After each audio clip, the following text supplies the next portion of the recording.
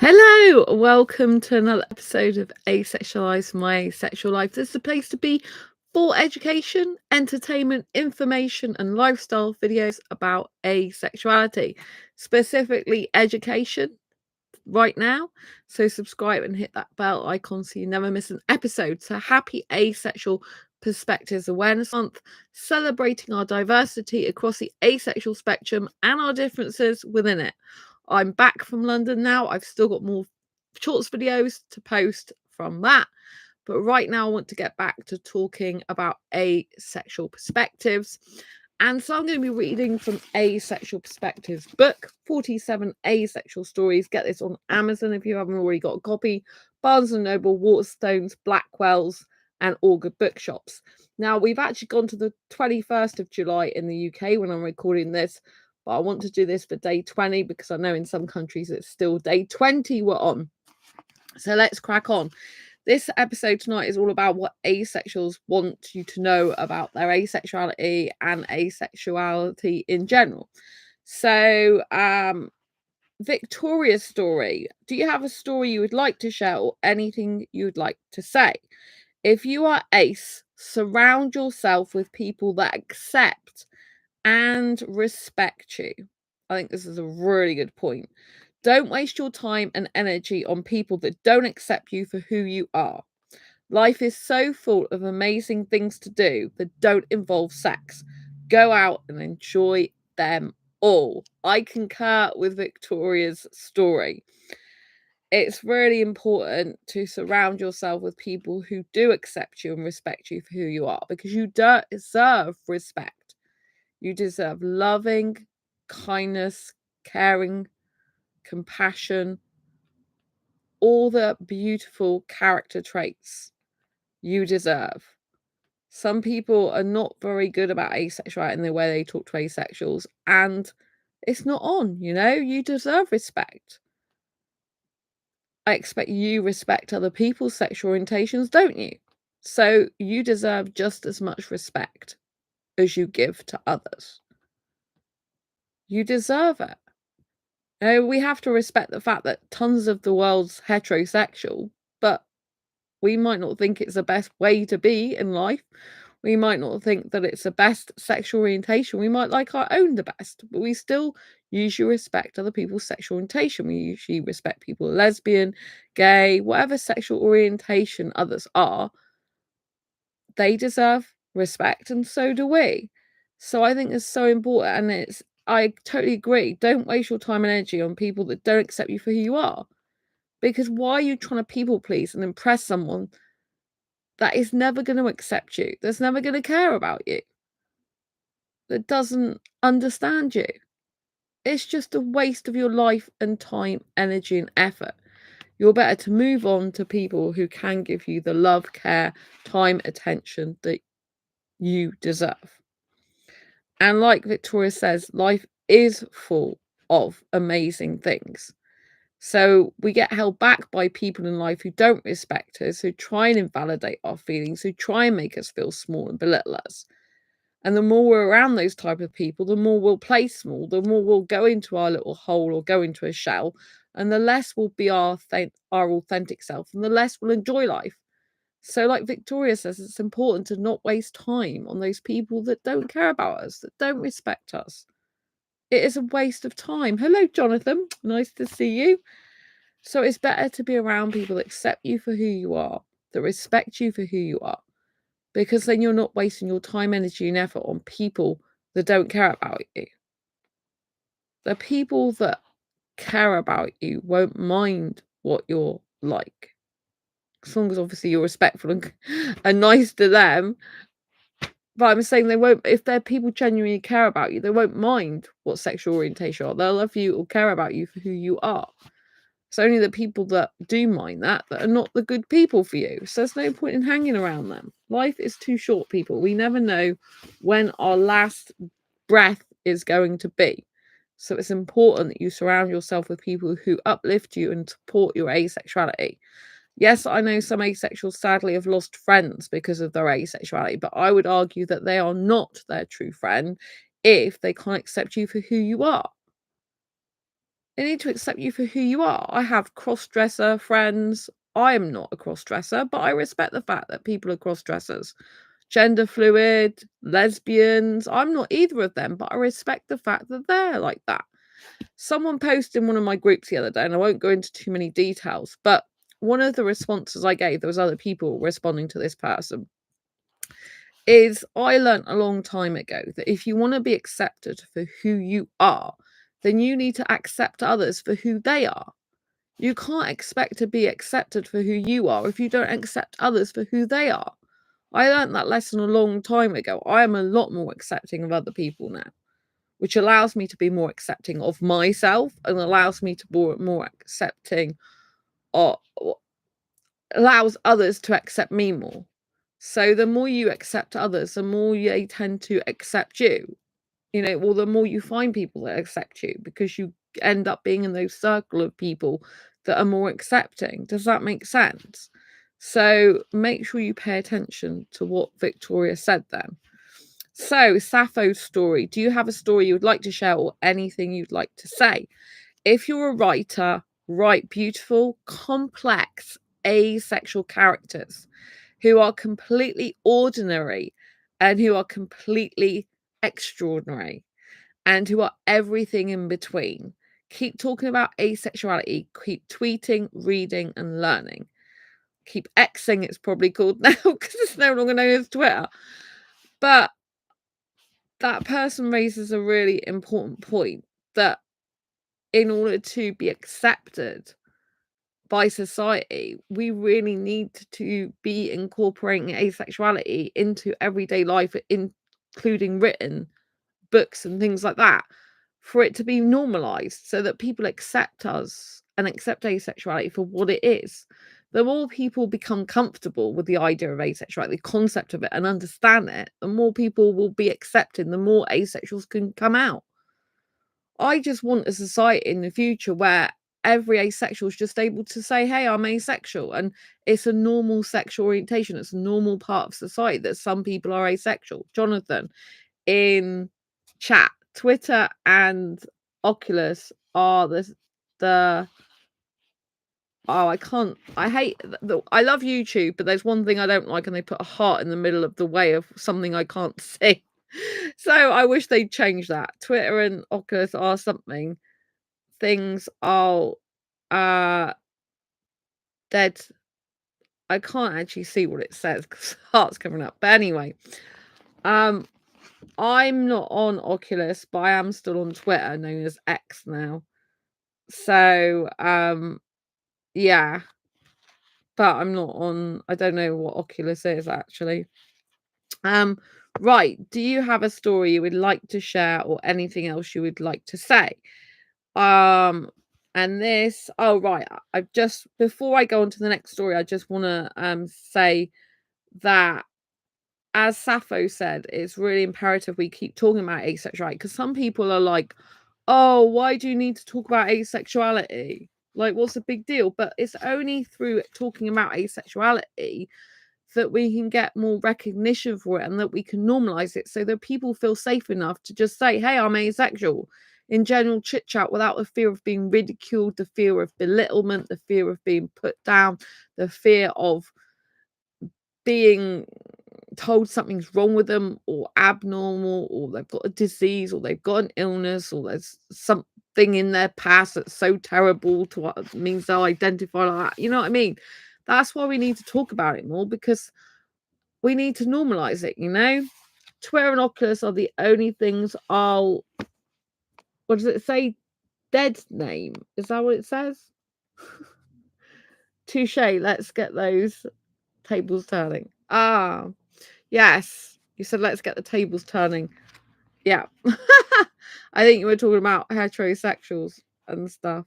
Like being, you know, like heterosexuality is still the recognized sexuality in society, but we do need to turn that on its head and get people to understand that asexuality is a normal part of life for some people, that some people are genuinely asexual, that it's okay to have love without sex. I mean, that really needs to be changed in society. I was having a conversation with someone in the comments, you know, who was commenting on one of my other asexual videos, and we should really be separating love and sex as a whole society, and clearly that's not happening. But they are two different things. So it should be that some people have sex as an add-on if they want it, but the main thing of a relationship should be love and compatibility and good character traits, because that's what makes a healthy relationship. Sex doesn't make a healthy relationship. I get sick and tired when I hear other dating coaches go, "Oh, your relationship's not healthy unless you're having sex." That's absolute codswallop. You know, it's an absolute ridiculous thing to say, because it makes you actually dependent on someone else for your own sexual pleasure and needs, which they say it's unhealthy to rely on someone else for your own needs. Why are people still relying on other people to pleasure them sexually for their needs? I just think it's backwards, but there we go. Zoe story. So, do you have a story you'd like to share or anything you'd like to say? I hope there is never another person who has to endure the emotional and physical horrors of sex in order to maintain a relationship. So, I think it's important here that they're not saying that sex per se is horrible and it's like a horrible thing, full stop. They're saying in regards to in order to maintain a relationship. And I think this is very important, because if you are having sex just to please a partner, to maintain a relationship, that is when it is horrifying, because it's putting your own emotional, physical, mental, even spiritual well-being at risk.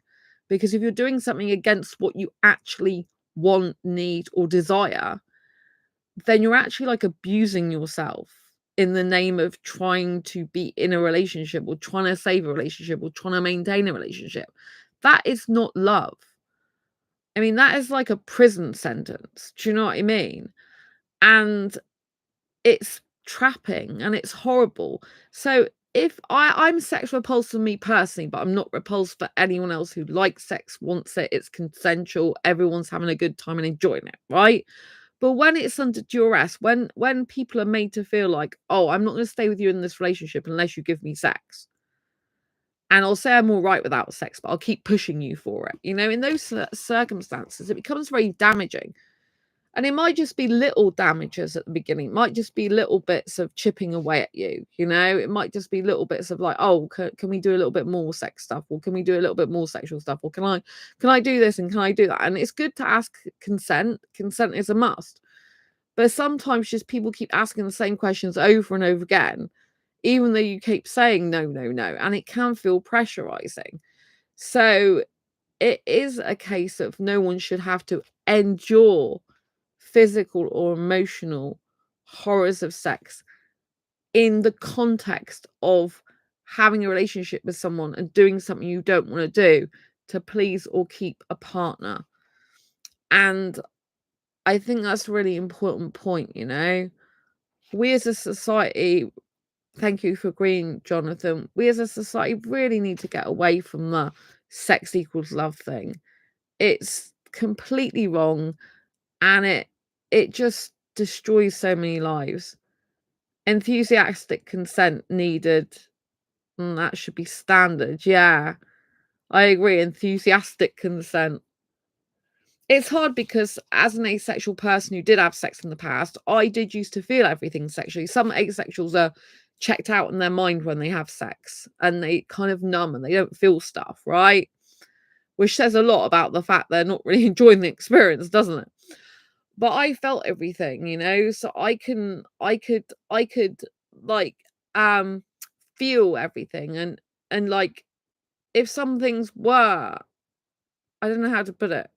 I wasn't that bothered about sex. I'd rather not have it, right? It wasn't that interesting. I'd rather be doing like washing up, and I hate washing up.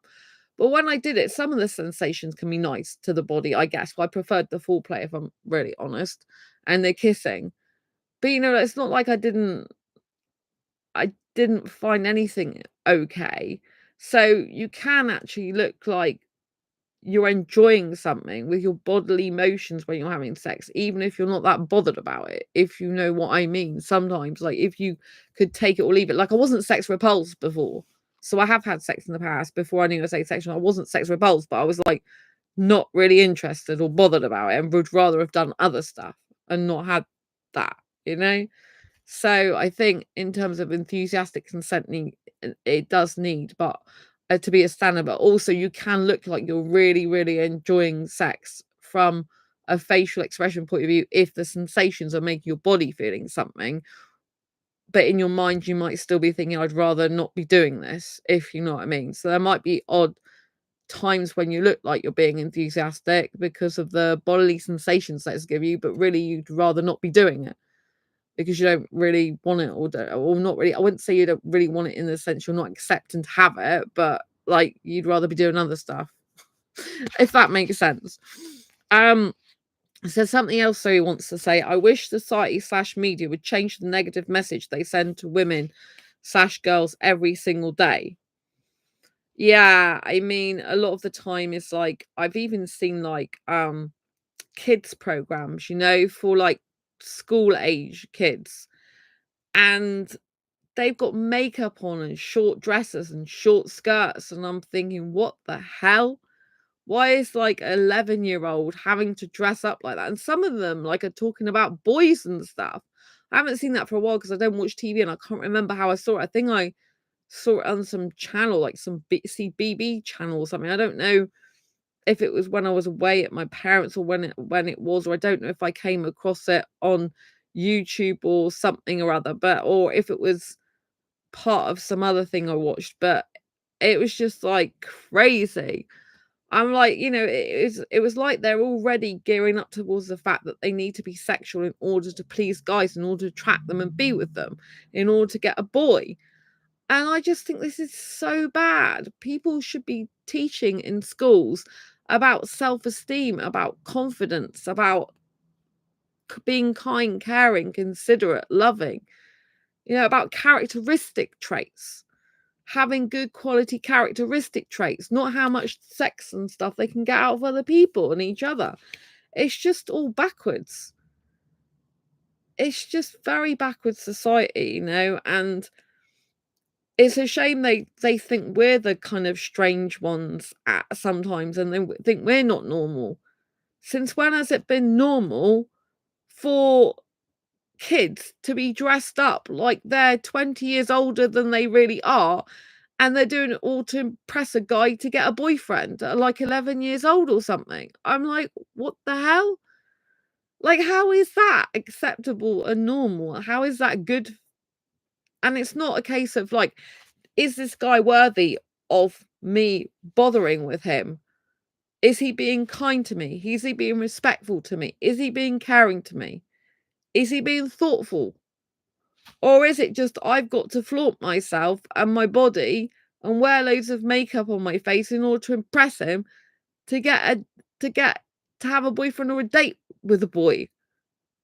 Like, no wonder there's so many effed up adults in relationships, where especially women having to have like guys' approval without them even earning it. Do you know what I mean?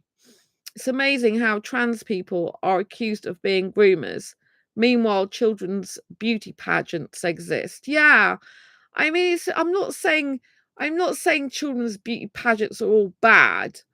I think, I'm not saying they're all bad, that type of thing. What I think, like what I think is bad is the sexualization and the fact they've got to dress like that to impress guys.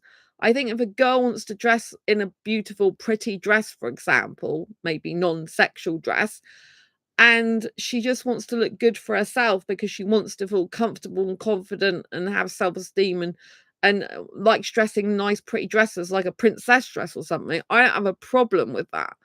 But what I think is bad is that they instilling in girls' heads, young girls' heads, that you have to wear makeup, you have to wear a short skirt or dress specifically to get a boy. Because when I saw this program, they were specifically talking about boys.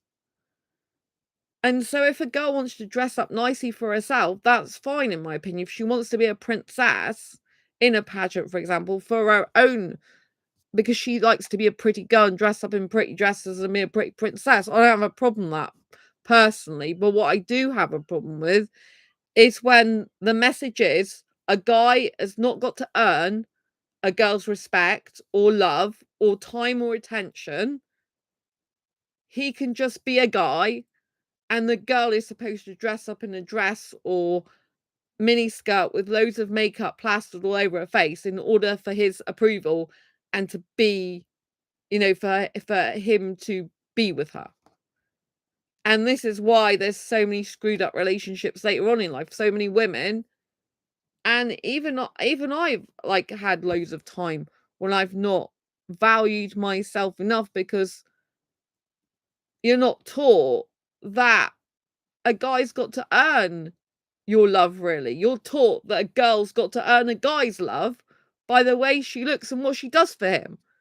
You're never really taught that, hey, a guy has got to earn your love. He has got to do things that show that he has good character, that shows he's not a liar, that shows he's trustworthy and dependable and reliable.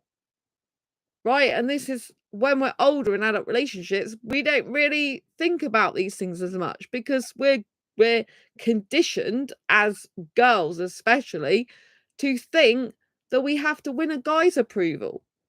I never hear of guys going around going, well, going to little boys, well, you've got to dress like 11-year-old boys, well, you've got to dress like this to impress a girl. Yes, when they're older, maybe they start saying that, oh, you should like do this, that, and the other to impress women. But usually girls get conditioned from a very early age that the way they dress, the way they need to plaster makeup on their face, the things they need to do, which is cooking as well. Usually they're cooking and playing with dolls and babies and all that. Like, it's kind of like they're training girls up to be a servant and slave to guys, really, in my opinion. A lot of the time they're training girls up to cook for a guy, which I don't do, to clean for a guy, which I don't do, to make babies for a guy, which I don't do, to like impress a guy with what they wear and how they look. And the guy's got to do F all. Like, this is how you're conditioned when you're a kid. But guys aren't conditioned in that way. I don't know of any conditioning with guys. I think as they get older, they've got more pressure. But I don't think it's at the same level, because in terms of like, it's not the same consistency, is it? Girls have had that for much earlier on in life. Oh, it does happen the other way around too. When I was 14, I was told badminton won't get you bitches by someone in my PE class. Why would you want to get bitches anyway? I don't understand. Why would you want to get bitches anyway? You wouldn't. You'd want kind, caring women. You wouldn't want bitches. So I would say, well, it's a good job if you didn't play badminton, because who'd want bitches anyway? You don't want a mean girl. You want a good girl, not a mean girl, even though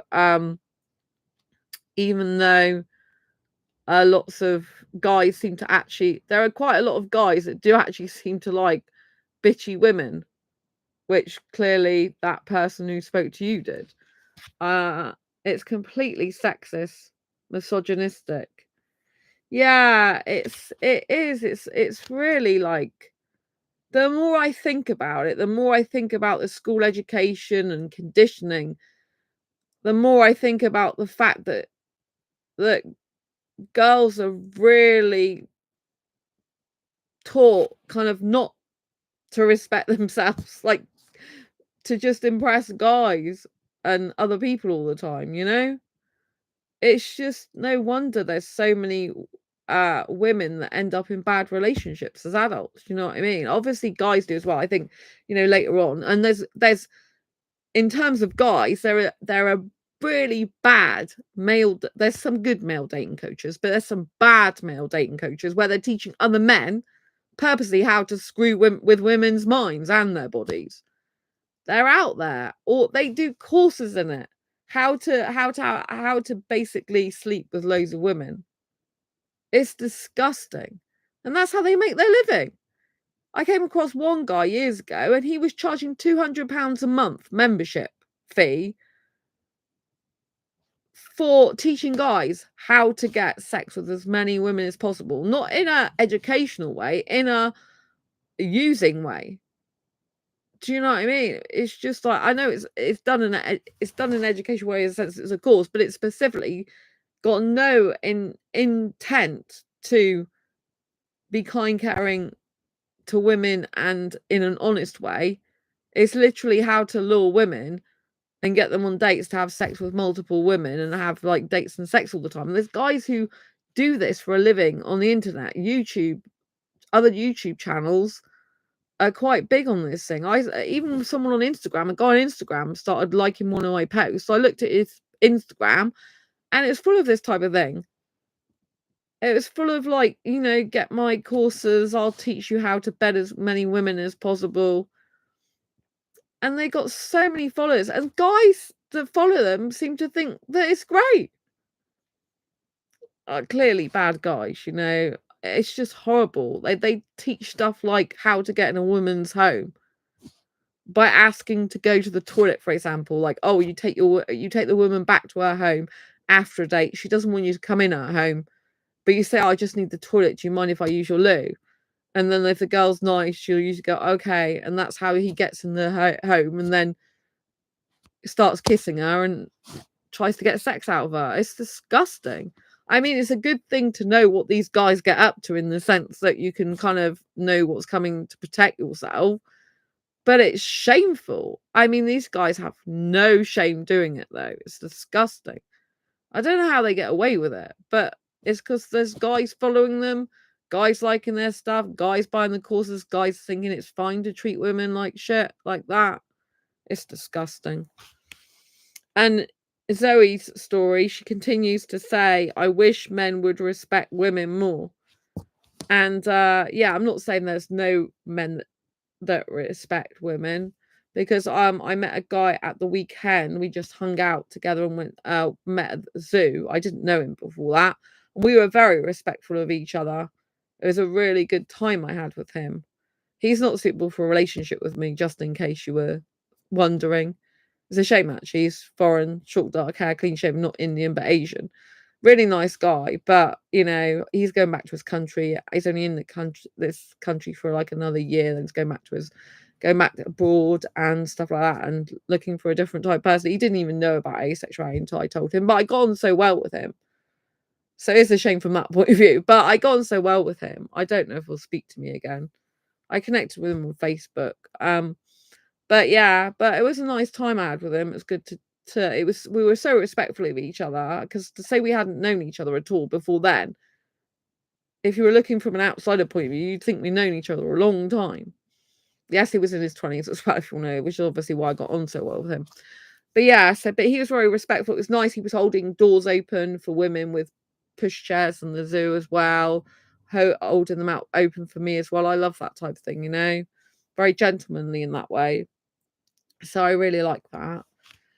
So it was nice to be around a guy who's respectful, I think there's a lack of those in the world. So Zoe's story again. I wish there was more openness and education about asexuality, so the younger people would know about it sooner and realize they are all okay. Yeah, I think that's a really important point as well, because I guess there are quite a number of kids and students even that don't realize they're asexual, and they feel alone, and they don't maybe understand themselves and why they're so different to others, and they feel left out, maybe like an alien and stuff. And it should be taught in schools. Asexuality should be taught as one of these sexualities. They should teach all sexualities in school. And it should be up to the person going through their life to be able to pinpoint what sexuality they actually are. Because who are people to tell other people what to do and who they are? It's up to us to decide who we are for ourselves. Do you know what I mean? And I hate it when people go, oh, you're too young to know you're asexual. How are people not too young to know they're heterosexual then. You could say that about any sexuality.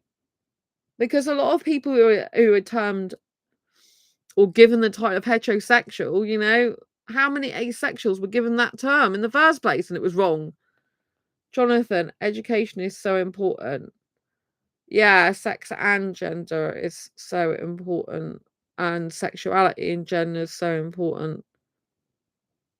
You know, it's just very important because people need to be able to understand themselves. And it's very confusing if you're brought up to be something you're not. Like, I was conditioned to believe I was heterosexual for years. I didn't know I was any different until later on. Looking back now, I know I was different. It's like when I was at school, a guy was 15 and I was thinking about kissing him and holding his hand and just talking to him. I was not thinking about sex. Even to this day, I prefer much more like a teenager style relationship with a guy in his 20s, you know? Because I just like that type of relationship, you know, the kissing, the cuddling, the holding hands, not caring what people think. The amount of people that like care about what people think. I like kissing in public. I love it, but there's not many people apparently these days that do. And I'm like, well, when you're like 15 years old, you don't tend to care about what people think. You just kiss. You know what I mean? Hold hands and chat. That's the type of relationship I like. I like it all the time. I don't care. I find it quite exciting kissing in public as well. I have to admit, it's like, it's a bit naughty, you know? It's like, and I'm like, you know, because people are like, oh my God, look at them, they're kissing in public. If I see someone else kiss in public, I'm happy for them. I think good for you for snogging in this moment because life is too friggin' short. And that person you're with may drop down dead tomorrow or in a heartbeat. So if you're with your person that you love and you want to snog them, go ahead and snog them. I can look the other way if I don't like it. I can do something else with my eyes. I can choose to look at the floor. I can choose to look at the ceiling. I can choose to do something else if I don't want to see it. Do you know what I mean? But I think good for them. You know, I think you have to treat other people how you like to be treated. So if I kiss in public, I don't then go think other people can't do it. I think good for them. The amount of people that don't hold hands in public, they're in a couple. I'm thinking, what's gone on with the world? Because I'm hugely romantic, as you know. And I actually don't think there's as much romance as there used to be. I know aromantics would probably disagree with me here. You know, those that lack romantic attraction, they probably hugely disagree and they're probably glad. But because I'm a hyper romantic, I notice I'm like, are these people just friends or are they actually partners? Because I can't tell because I don't see them holding hands. I don't see them kissing. A lot of the time, these people have got kids as well. It seems to me that when couples have children, romance between each other and physical touch goes out the window. But my second language is physical touch. My first is quality time. And then my second, I got joint second is physical touch and words of affirmation is my second love language. So for me, it's very important. Quality time. Oh, is that quality time for you as well, Jonathan? Yeah, quality time is my top number one thing. I really love it. And, you know, it's weird for me because I really do love being single. I'm happier being single than in a relationship, but I do still think like what it would be like to be in a relationship if the guy was really nice and kind and caring, you know? FFW means for the win. Ah, right, okay. It's what you say in gaming. Oh, right, I don't do gaming, didn't know. Thank you. Yeah, so for me it's really important. Like I've always wanted to be with a guy really who enjoys spending quality time with me. Like and really likes intellectual conversation and kissing kind of mixed together. And you know, like bestest ever friendship, you know. It's weird because I still see a guy in my vision sometimes. Like when I'm thinking, I still see like an Indian guy like that in my life. It's really strange, but so far, all the Indian guys that have been in my life have just been red herrings and ended up in like not good situation for me. You know, like the Indian guy I got into a relationship with this year. I mean, my God, that was horrendous breaking up with him. Absolutely horrendous. But I think I must be getting over him a lot now because I'm thinking about other people again, thinking about other guys, which I wasn't thinking before. So it's only recently I've started thinking about other guys and even entertained in my head the idea of a possible relationship, because I've been quite dead against it. But I'm not going back on dating sites at the moment. I'm staying clear of them. I still got healing to do, I think. But maybe it's because, like, when I was at the zoo this weekend, no, this week, sorry, not this weekend, this week just gone, and I did meet the younger guy, and we got on really well. Like, I think he's not interested in me romantically, I don't think at all. But because I got on so well with him, it made me feel like I definitely feel I should be with the younger guy in a relationship if I do get into a relationship ever. I definitely think I'm better suited to a guy in his 20s. It's just a different dynamic. It's a much better dynamic. I can't describe it. I just believe if I am going to be in a relationship in the future, it would be with a, a younger guy in his early to mid 20s, probably, or maybe a bit later 20s, but that'll be pushing it. But I just feel the dynamic is right for me because my soul and energy level is there, and like I'm 21. I don't even care about my birth certificate. I'm really not interested in it at all. I don't live like that. I don't think like that. I'm not like that as far as I'm concerned. It's just I'm separate from it. And so yeah, I've after spending time with that guy, who I haven't heard from since that day, that night, then yeah, I just feel that if I do get into a relationship in the future, I definitely still think it should be with a guy in his 20s. I have accepted that maybe it won't be with an Indian guy, but then I still keep going back to an Indian guy. He did ask me a question really, which was really strange considering he was like basically saying he wanted a different type of girl to me, because we were talking a bit about relationship stuff and that, which obviously came up. But he did ask me a weird question, considering he wasn't interested in me. Yeah, just because he said because he's Asian, and he said, "Oh, so what if you met an Asian guy then, who ticked all your boxes apart from the fact he's Asian and not Indian? Would you give up the idea of being with an Indian guy and be like in a forever relationship with a?" I don't think he worded it exactly like this, but would you if an Asian guy ticked all the boxes, would you be with him instead of an Indian guy, basically, and give up on the Indian guy notion? I said if a Asian guy ticked every single box and I thought he was better for me than any Indian guy I was ever likely to meet, then yes. But otherwise, I would be thinking like like about an Indian guy. So that was weird because I'm thinking, well, I'm talking to you and you're Asian, but how do you even know what other how do you know I've even considered another Asian guy before? Like, you know what I mean? Because I told him I like Indians and Bangladesh and Pakistani and that. So yeah, but I haven't found the right guy for me yet in that respect, and I just find I'm a lot happier. I find it a lot less stressful and anxiety inducing to be single, to be honest. But it's hard because I have pictured myself with a guy. I can still picture a guy with me now. It's really weird, but he's different. He's like really, really interested in talking to me and spending a lot of time with me, quality time, and really values my companionship, not just my love and romantic stuff. Like he really likes me as a life companion as well. Do you know what I mean? That bestest ever friend by my side type of stability. And he's very, very sure of himself in lots of ways. I don't know, maybe it's just like I just visualize that. Maybe it's just in some other life and not this one. I don't know. But anyway, I'm staying single for now because I'm not looking to go after people. Right. So Fiora's story. Do you have a story you would like to share or anything you want to say? It's kind of funny. People have suspected I was a lesbian in the past because I didn't express any interest in guys.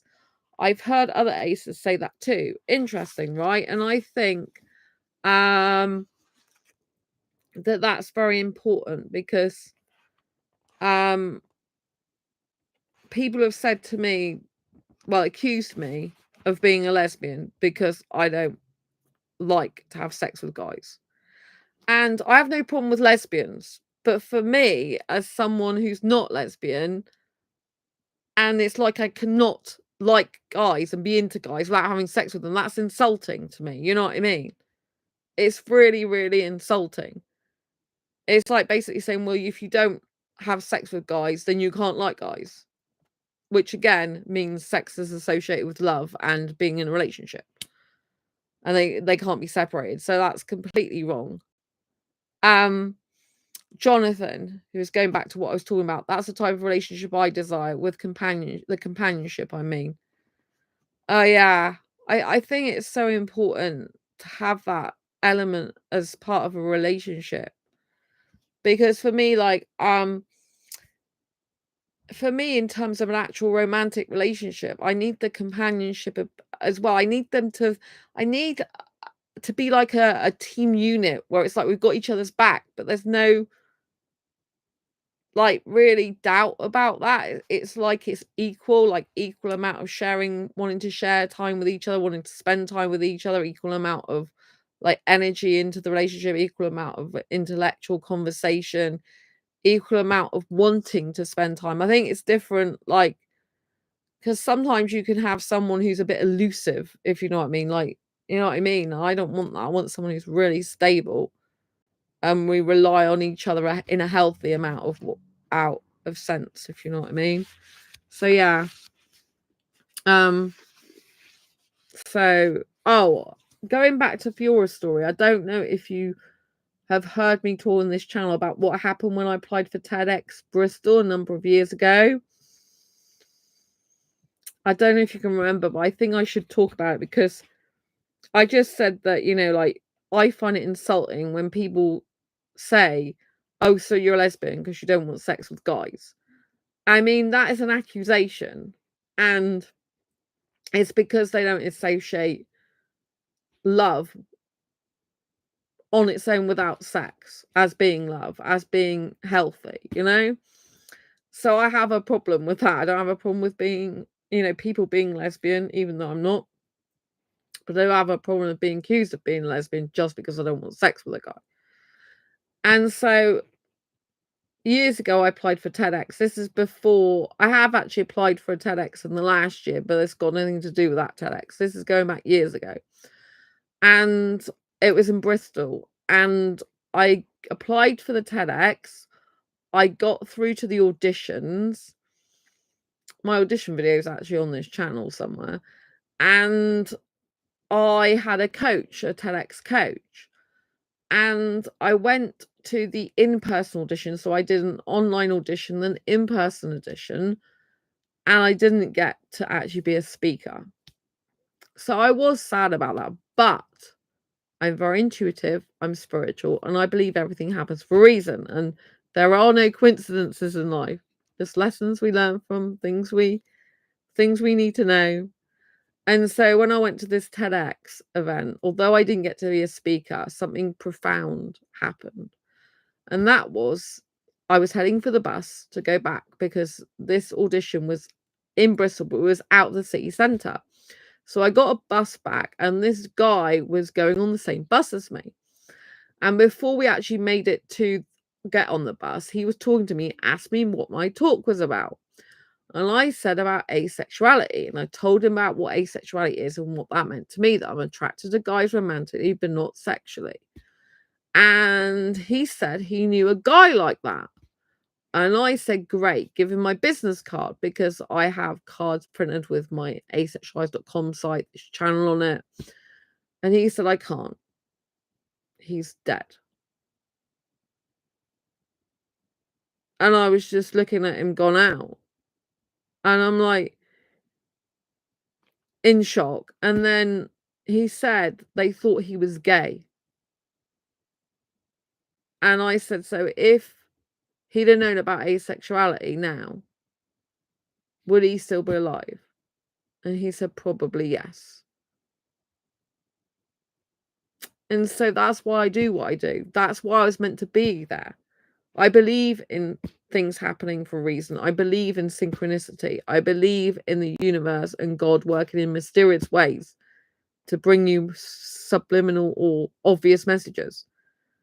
There is absolutely no way of that guy knowing what I was talking about. There is absolutely no way that that was a coincidence.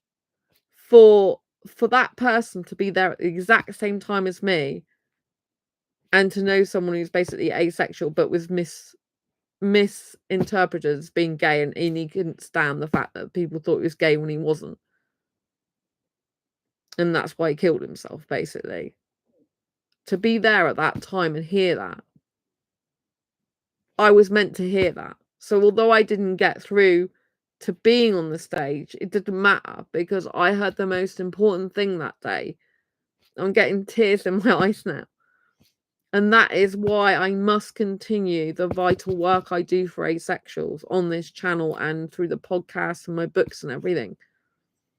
So that I can make sure as much as possible that people aren't dying like that. Because I'm getting really upset now that people think they're broken and there's something wrong with them and they should no longer be here because they don't realise asexuality exists. I didn't expect to cry, but I am. Because that's why I do what I do. That's why it's vitally important we get asexuality recognised out there so people can stop killing themselves and thinking there's something wrong with them and hurting themselves. It's disgusting. Jonathan, that's a heavy hitting story. I'm grateful for your work. Thank you. It's hard. It's harder, but people don't realise that asexuality is a matter of life and death to some people.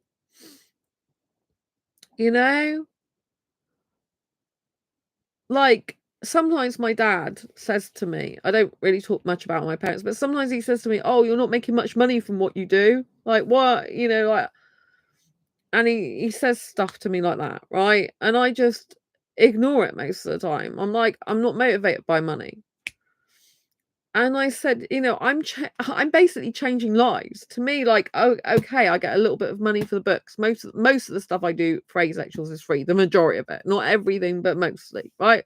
Because I'm constantly on this channel, right? And I don't earn a ton of money from my books, or definitely not at the moment, right? And it's been like that for quite a long time. And I used to use my full-time management money to plow into what I do for Asexuals, right? That's what I used to do. And so I still put my own money towards quite a lot of the stuff I do. And I'm proud of myself, though, while I'm on this earth, to save as many lives as possible and when I'm no longer here, because my books will still be changing and saving lives. And the more people that see my books, the more lives will be saved. So even when I'm not here on planet Earth anymore, when I'm not alive anymore, I'll still be saving lives. So for me, I don't write books or do this channel for money. Yeah, it'd be great if I earned a full-time living from writing. It's my hugest passion, and helping asexuals is my second closest humongous passion. Both of them together are my passions. Of course, it would be great if I earned lots and lots of money doing what I love. But that's not why I do it. I do it because it's vital that more people's lives are saved and changed. Absolutely vital, because saving lives is worth an infinite amount of money. It's priceless.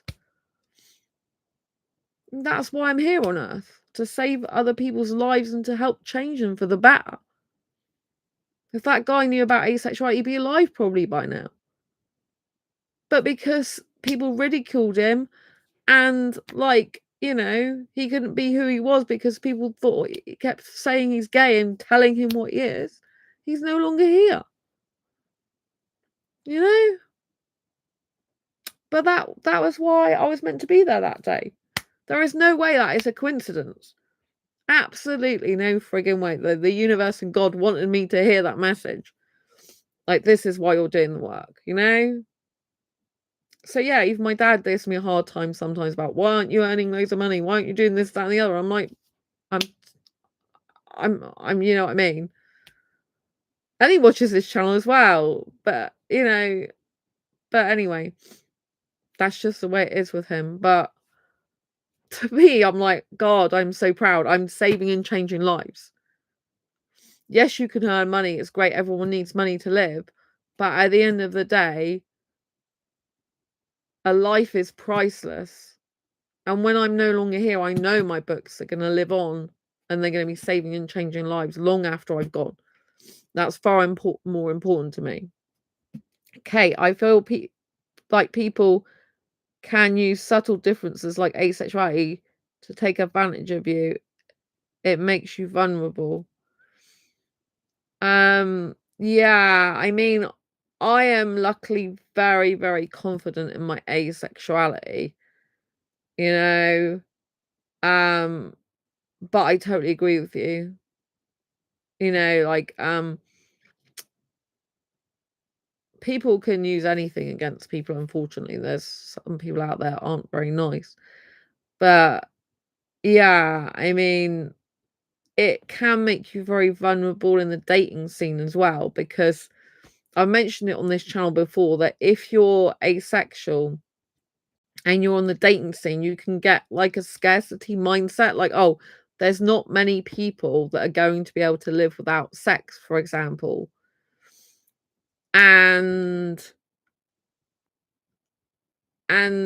if you're on the dating scene, you might get someone who says they can live without sex when really they can't. And they're just saying that to win your affection over. And then they start trying to control and manipulate you and say stuff like, oh, you'll never find anyone who can be with you without sex, which is not true. And it's better not to be with like someone like that in the first place. So Kate, going back to what Kate said. So Kate said, I feel like people can use subtle differences like asexuality to take advantage of you. It makes you vulnerable when they don't know as a kid. Ah, yeah. I mean, it makes you more vulnerable in the sense of sexual stuff as well, because a lot of asexuals, not every asexual, but a lot of asexuals don't want sex.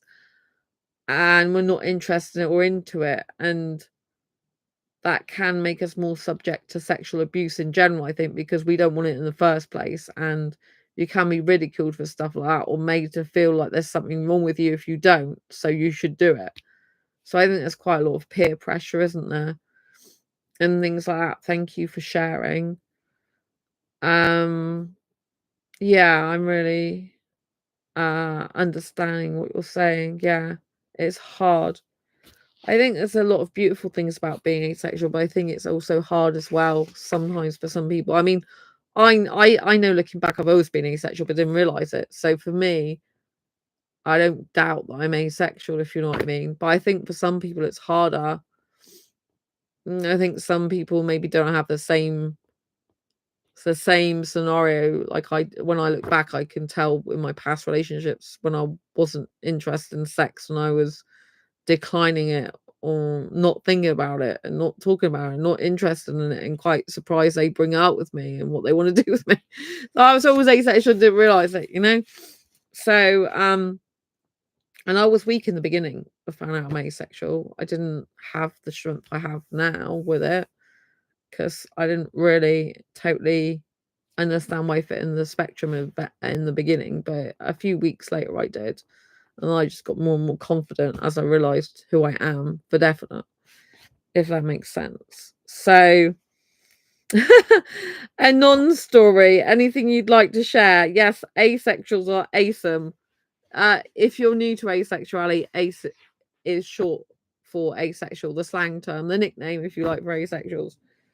So I think that's quite fun. And yes, so file listing story.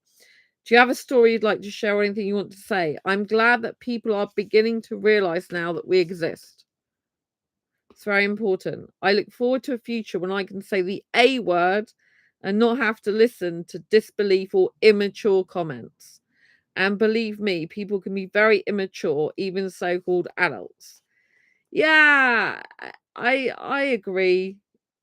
It's nothing to be ashamed of being asexual. I find it really weird that when I talk about asexuality in public, like some people who are heterosexual, for example, can get very shy and even embarrassed. But when sexuals talk all the time about sex in public, it's fine. I'm like, hang on a minute, that's just so weird. Like I'm saying about I'm asexual, what that means to me, and that I'm not interested in sex personally for me. And then they're but they get embarrassed or don't want to talk about it in public. But yeah, it's okay for a bunch of people to sit on a table and talk about sex and who they've had sex with and how much sex and blah blah blah. I'm like, the hell? Oh, Kate says they had hypersexuality. Okay. Do you identify as asexual now, or are you a different sexual orientation? Every sexual orientation is welcome here, even though I do the channel for asexual, so long as everyone's respectful, you know? I'm hyper romantic, not hypersexual. So hyper romantic. Oh, there, this is my diary confessions of a hyper romantic asexual, in case you didn't know about it. Go and grab a copy, because that's my latest best-selling book with life lessons to age your life in it as well, on Amazon. So yeah, I'm hyper romantic, not hypersexual. Someone once said to me, like, they wrote a rude comment going, "You're hypersexual. How could you say you're asexual?" I'm like, I didn't say I was hypersexual. I said I was hyper romantic. It's completely different. Oh, you had hypersexuality from bipolar. Ah, okay. That's hard. That must be quite hard to deal with.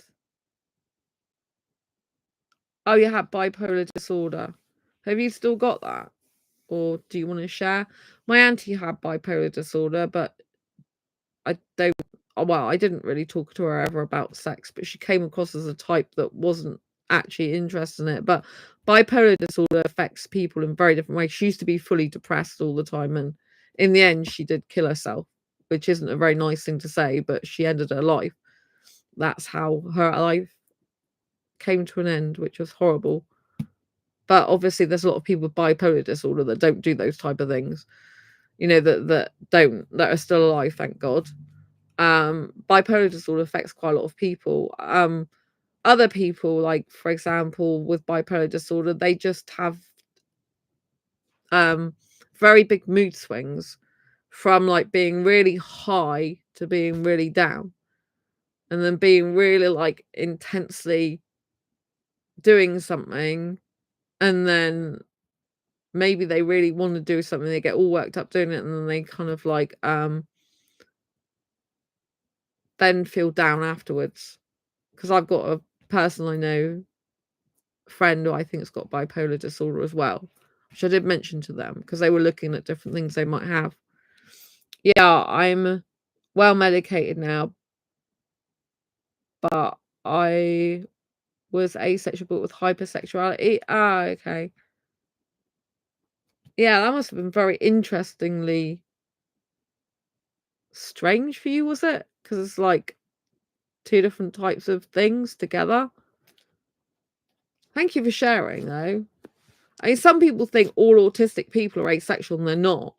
I really don't like. I know there's a lot of people who who are asexual who are on the autistic spectrum, but I know autistic guys, for example, who are very sexual, who love sex. So I don't like it when people just put people into boxes. It was from the illness, and it was confusing. Ah.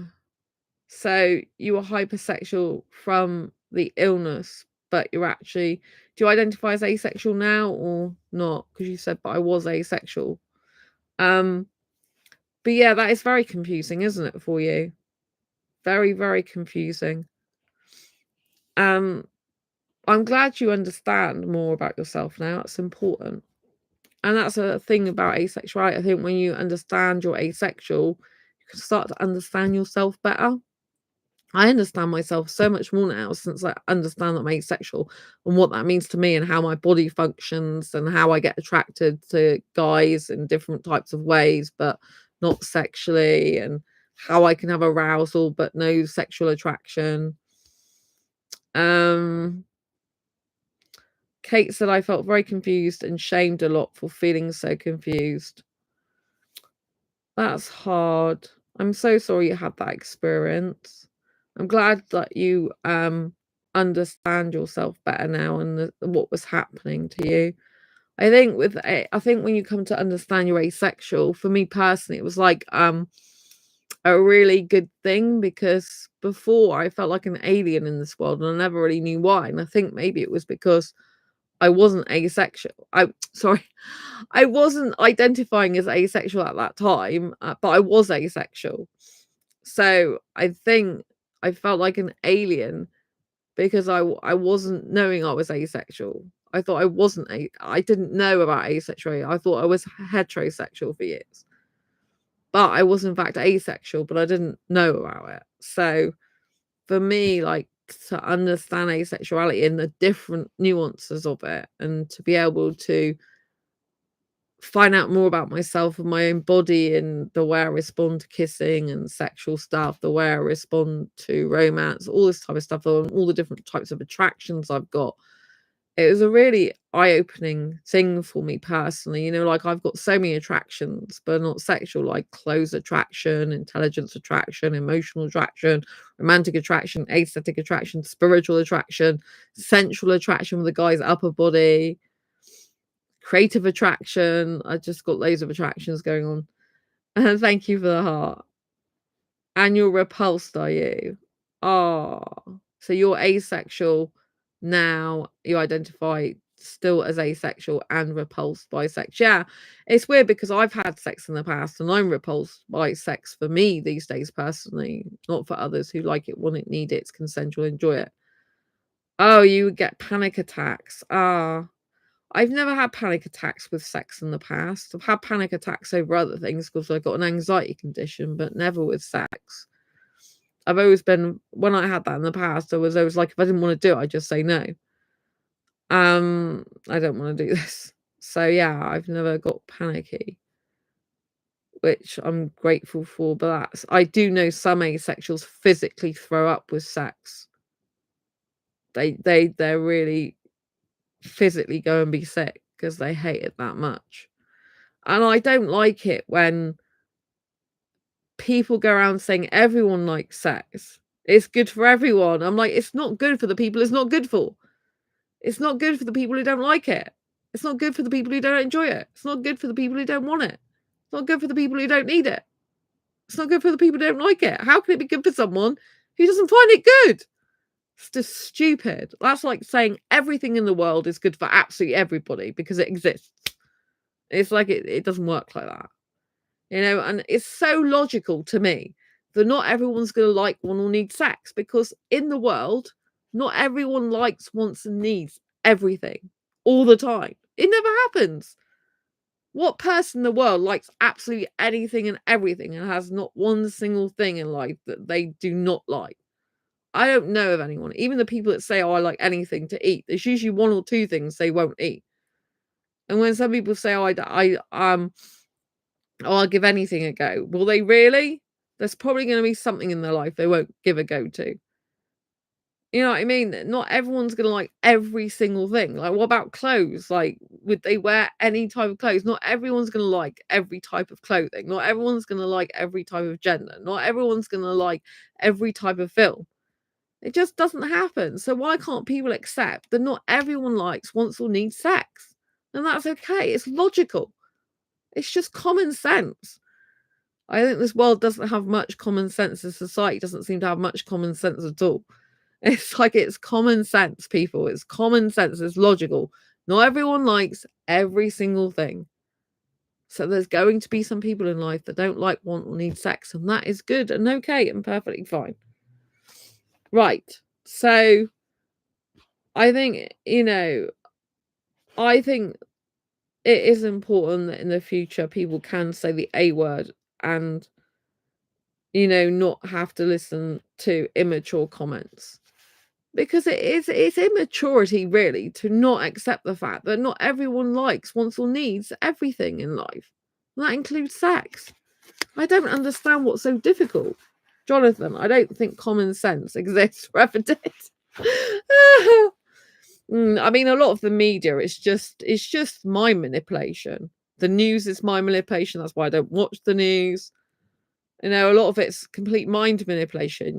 People, like, people make out at certain places in the world. Like, for example, some people make out that London is such a bad place and it's all full of violence and knife crime and drugs. I'm not saying these things don't exist, but when I go to London, I experience goodness there. I experience, like, people having fun, people enjoying themselves, people being with their friends or their families, people enjoying family days out, people being chilled and relaxed, people having a good time there, people respecting each other. People, all right, people barge past each other on tubes quite a lot of the time, so that does happen. But not everyone barges on tubes. But you know, the tubes are pretty fast. Like, quickly get on them while you can. And I see the good sides of London. I like tubes actually. I think they're such good fun. I think they're great. You can go all over London in a matter of minutes. I really love the tubes, you know. I love London. I personally like it a lot. Tube doors are terrifying, says Jonathan. Oh, I'm so used to tubing that it doesn't bother me. They're only terrifying if you get trapped in them. I shouldn't say that with a little laugh, sorry. It doesn't happen very often, I hope. But usually there's a notice on the tubes that say do not what's your belongings, they get trapped in it. So I'm sorry that you find them terrifying. I know some people hate tubes, but a lot of the people I come across that hate tubes, they don't like the people on them rather than the doors. But yeah, you have to be very quick on the tubes to get in the doors. I try and jump through the doors. Oh my god. Yeah, that is very hardcore when you do that. I know quite a lot of people that come and do that. It's hard.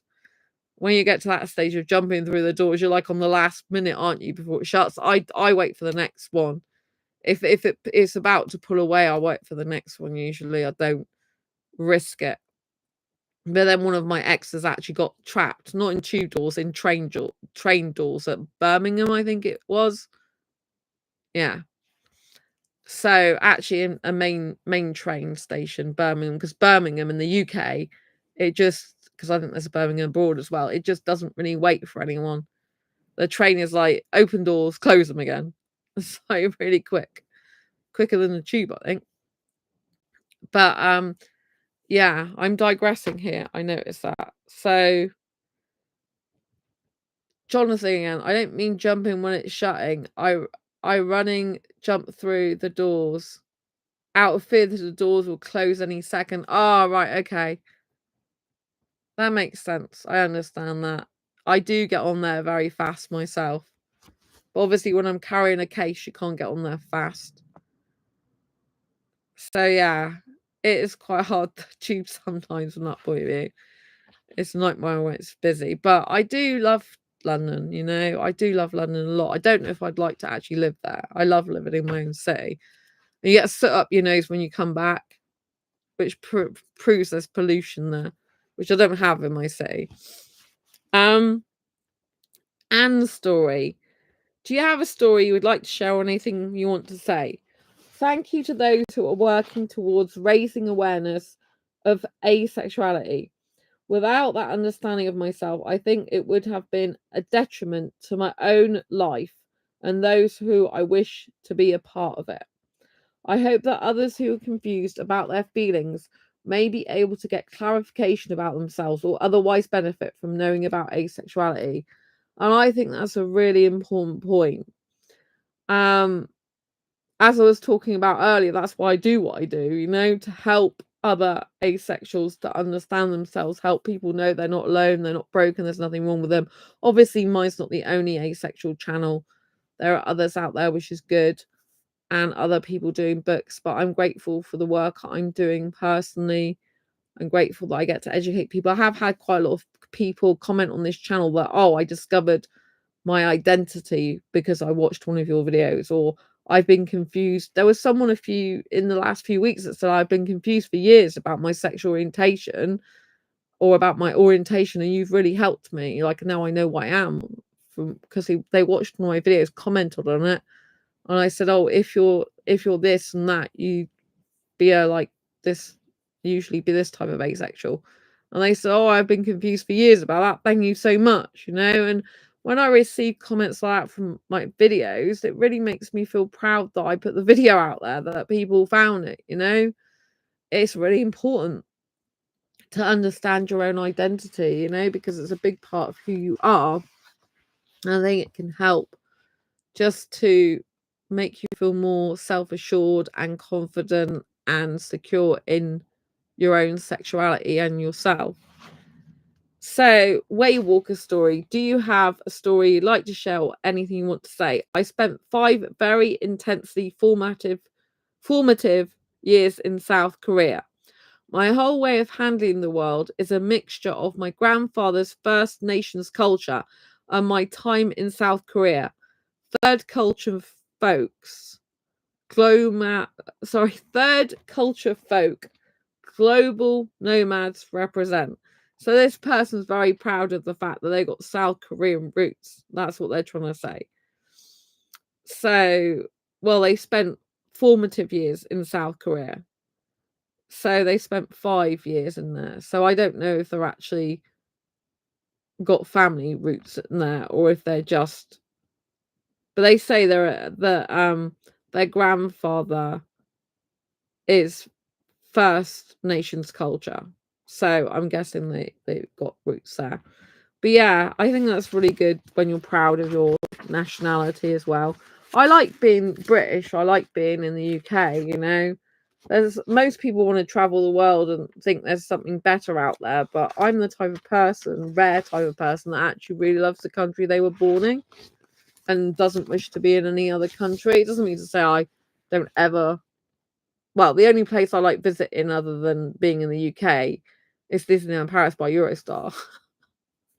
I have been to Paris itself years ago. France is quite nice, but you know what I mean. I'm not into traveling. So I am going to read now from my Asexual Perspectives book, as I've been reading all night, but from myself to you. So this has got my own interview at the back here. In case you haven't got the book yet, don't forget to grab a copy because I'm sure you'll enjoy it, right? So this is what I put when I published a book in 2017. This is me. I'm going to comment on my own story. Do you have a story you'd like to share or anything else you would like to say? This is from me, the author of this book.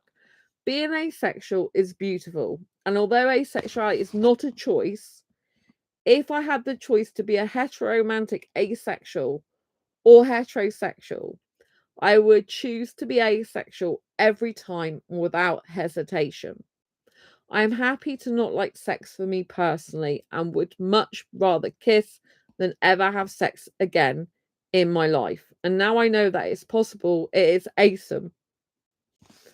If my asexual soulmate is reading this, just message me via my contact page on www.asexualise.com. That's with an S. ASEXUALISE.com and put in the subject line, I'm your soulmate. That's so awesome. If you're not my soulmate but want to get in touch, please connect with me and stay ace.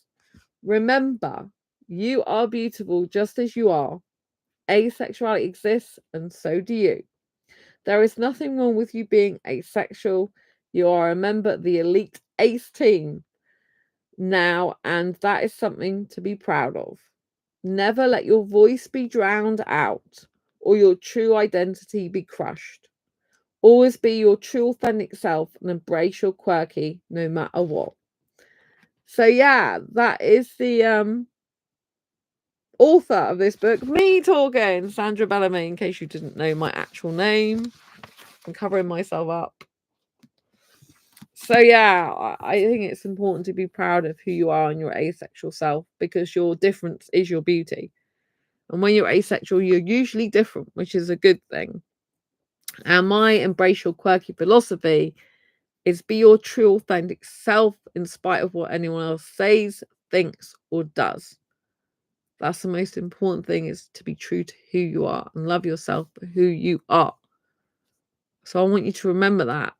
Being asexual doesn't mean you're broken. It means you're beautifully different, beautifully nuanced, beautiful in and of your own right. You stand out from the crowd. Who wants to be part of the huge crowd? It's boring and it's good to be different. Yes, everyone's different, but some people shine their beautiful difference more than others. And I think being asexual is a great opportunity to shine your beautiful different light on the world. So go do that.